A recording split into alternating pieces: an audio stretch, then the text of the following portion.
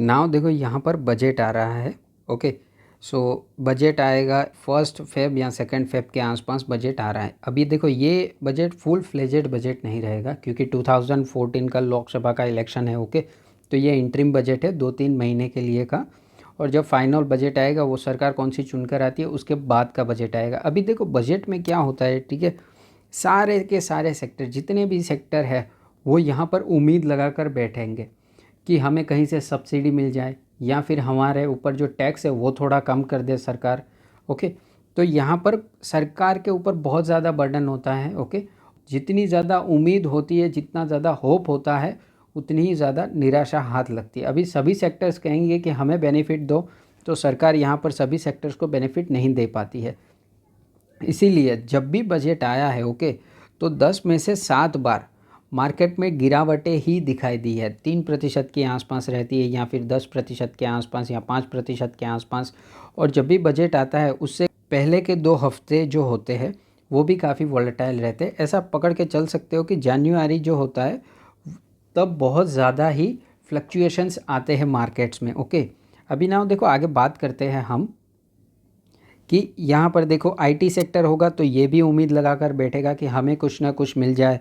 फिर chemical sector कहेंगे कि हमारे लिए क्या है यहाँ पर।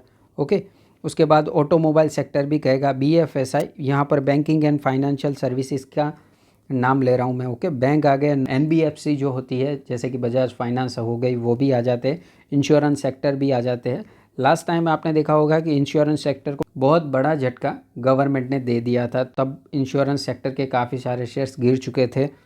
फिर यहाँ पर इंफ्रास्ट्रक्चर, अगर हमें डेवलप कंट्री बनना है, जैसे कि गवर्नमेंट का टारगेट है 2047 में हम डेवलप कंट्री बन जाएंगे, तो विदाउट इंफ्रास्ट्रक्चर कोई कंपनी इतनी अच्छी तरीके से डेवलप कंट्री नहीं बनी है, इन शॉर्ट बनी ही नहीं है। इंफ्रास्ट्रक्चर काफ़ी अच्छा होना चाहिए आपका। फिर अभी का सबसे बड़ा और लेटेस्ट अच्छा सा टॉपिक है यहाँ पर green energy, clean energy, solar energy. अभी इसके लिए क्या प्रावधान दे रही है कंपनी वो देखना पड़ेगा। फिर देखो ये फार्मास्यूटिकल्स वाले भी उम्मीद लगाएंगे। रेलवे सेक्टर है, ओके, अभी जो कॉरिडोर की बात कर रहे हैं यहाँ पर वो भी काफ़ी अच्छा है और रेलवे सेक्टर को काफ़ी हद से ज़्यादा भाग रहे हैं। अभी देखना पड़ेगा कि रेलवे सेक्टर को कैसा बजट मिलता है यहाँ पर।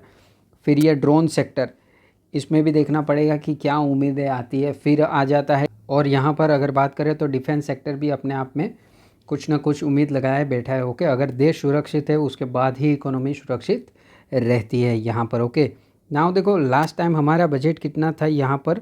लास्ट टाइम जो हमारा बजट था वो यूएसडी में अगर कैलकुलेट करें तो 73.8 बिलियन के आसपास हमारा बजट था। ओके, अभी देखो हमारे पास जितनी भी आसपास जितनी भी कंट्रीज़ है वो कुछ हद से ज़्यादा ही अच्छी है, इसलिए हमें डिफेंस बजट पर बहुत ध्यान रखना पड़ता है। अभी देखो यहाँ पर चाइना की बात कर लेते हैं। चाइना का देखो डिफेंस बजट कितना है, हमसे 3x चाइना का डिफेंस बजट है, तो हमें कहीं ना कहीं तो डिफेंस बजट को बढ़ाना ही पड़ेगा।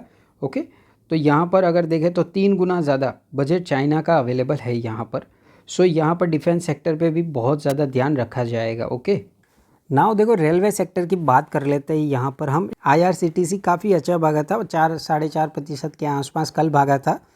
और अगर 5 साल की बात करें यहाँ पर तो 526% के बेहतरीन रिटर्न्स दिखाई दे रहे हैं। लेकिन ये जो आईआरसीटीसी का चार्ट पैटर्न है ना, वो हमें बताता है कि यहाँ पर जब भी गिरावट होती है वो तगड़ी गिरावटें होती है।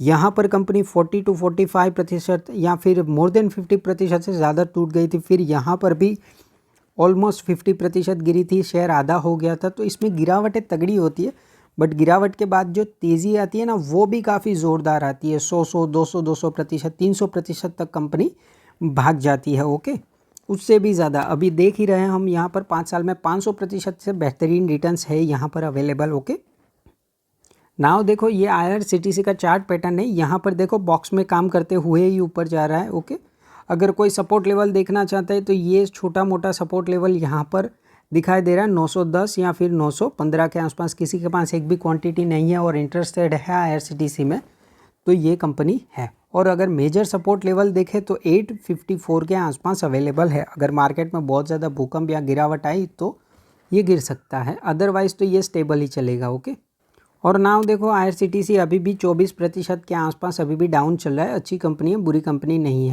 नेक्स्ट शेयर है यहाँ पर आरवीएनएल। रेल विकास निगम, इसका भी अच्छा खासा तेज़ी था एक दिन में। और देखो 5 साल में इसके भी रिटर्न्स है 1400% के आसपास यहाँ पर रिटर्न्स दिखाई दे रहे हैं। ओके, देखो यहाँ पर कोई भी कंपनी का मूवमेंट नहीं था, लगभग 3-3.5 साल तक कंपनी चली ही नहीं थी। ओके, 2020, 21 और 22 के आसपास अभी किसको ये रिवॉर्ड मिल रहा है? जिन्होंने यहाँ पर टॉर्चर झेला था, और यहाँ पर तो बहुत ज़्यादा कंपनी 40% से भी ज़्यादा डाउन गई थी। जिसने ये टॉर्चर झेला है उसे ही ये रिवॉर्ड मिलता है। हमेशा याद रखिएगा कि आपकी कंपनी होगी, वो कुछ कंपनी 3-4 साल तक तो चलेगी ही नहीं, बट जैसे ही चलेगी आपको इतने बेहतरीन रिटर्न्स मिल जाएंगे। ओके, और नाउ देखो RVNL अभी तो बहुत टॉप पे चल रहा है, लेकिन बीच बीच में देखो यहाँ पर 29% के आसपास गिरावट थी, यहाँ पर 20% के आसपास गिरावट थी, और यहाँ पर कुछ 25% के आसपास गिरावट थी। ओके, सो यहाँ पर कंपनी अभी हाई पे चल रही है, तो लेने का कोई सेंस बनता नहीं है। ओके, इसको आने दो डाउन। यहाँ पर जैसे गिरी थी, यहाँ पर गिरी थी, यहाँ पर गिरी थी, आपको मल्टीपल मौके मिलते रहेंगे। अगर किसी शेयर को आप हाई पर बाई करते हो तो आप ट्रैप हो सकते हो, इसीलिए कोई भी कंपनी है 30% गिरने दो। यहाँ पर 29% तो गिरी ही थी। ओके, तो आप देखो इस कंपनी को वेट एंड वॉच में रखो, जैसे गिरेगी उसके बाद खरीदो। नेक्स्ट कंपनी है यहाँ पर नेक्स्ट कंपनी है IRFC। Okay, Indian railway finance corporation. जब भी कुछ भी बनाना होता है रेलवे में तो ये कंपनी उसको फाइनेंस करती है। 7% के आसपास इसमें भी बेहतरीन रिटर्न्स दिखाई दे रहे हैं। और यहाँ पर देखो इसकी भी सेम कहानी है, यहाँ तक नहीं चला, उसके बाद चला, तो ये देखो 600% के आसपास रिटर्न्स यहाँ पर भी दिखाई दे रहे हैं। और यहाँ पर भी देखो कंपनी अच्छा खासा गिरी थी 20-30%, यहाँ पर देखो 32% गिरी थी। IRFC की बात कर रहा हूँ। ओके, और ये कंपनी भी अभी टॉप पर बहुत ज़्यादा चल रही है, तो इसको नीचे आने दो, जब भी गिरेगी तब हम देख लेंगे। यहाँ पर देखो 29% डाउन है। ओके, देखो शेयर मार्केट में कोई भी कंपनी ऐसी नहीं है जो परमानेंट ऊपर है या फिर परमानेंट नीचे है। ओके, जो कंपनी भागेगी वो गिरेगी, जो गिरेगी वो भागेगी, ऐसे चलता ही रहता है। जैसे जैसे अर्निंग्स बढ़ेगी वैसे वैसे कंपनी भी आगे बढ़ेगी। और भी कई सारे शेयर्स है यहाँ पर। रेटेल, इसको मैं ज़्यादातर फोकस में नहीं रखता हूँ, बट इसके रिटर्न्स अच्छे हैं। 16% के आसपास रिटर्न्स अवेलेबल। अभी रेलवे सेक्टर की कई सारी कंपनीज टॉप पे ही चल रही है। ओके, IRCTC जो है वो थोड़ा ज़्यादा डाउन चल रहा है, ये भी देखो बहुत ज़्यादा टॉप पे है, इसको भी इतना अभी मेरे हिसाब से बाइंग नहीं करना चाहिए। मैं सिर्फ एजुकेशन पर्पज़ से वीडियो बनाता हूँ, बट आप देख सकते हो यहाँ पर देखो अच्छा खासा मौका था, 20% डाउन गई थी। ओके, तो मैं ऐसे ही बेहतरीन वीडियोस लाते रहता हूँ। अगर आपको वीडियोस पसंद आ रहे हैं तो आप कमेंट, लाइक, शेयर, सब्सक्राइब कर दीजिएगा। आपको ऐसे ही बेहतरीन वीडियोस मिलते रहेंगे। ओके, चलो, थैंक यू।